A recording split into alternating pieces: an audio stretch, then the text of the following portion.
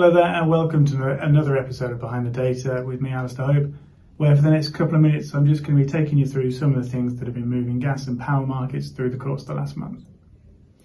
So starting with gas prices, you can see once again on the graph that plenty of bullish movement, lots of upwards support, more arguments about where gas turbines are, Gazprom saying they can't flow more gas because of compressor stations being down.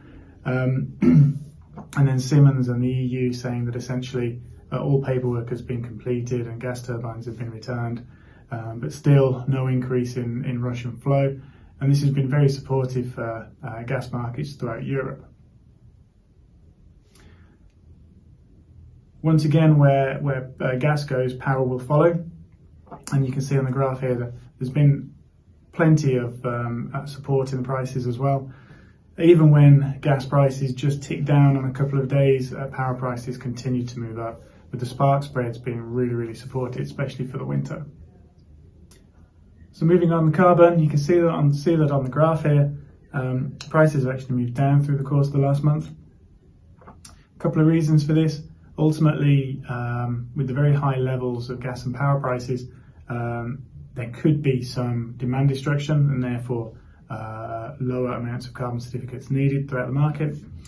But also there's plenty of talk about the global economy moving towards a recession due to inflation, and this may also be having an effect on the amount of people buying carbon certificates throughout Europe.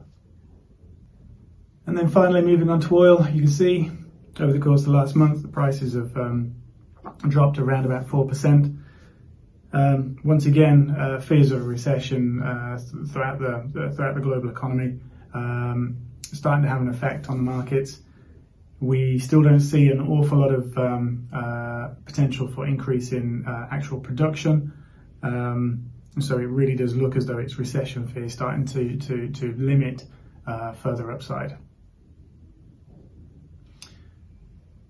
So with European gas and power markets in the middle of an energy crisis, a lot of corporate customers might be thinking, okay, what are we going to do next?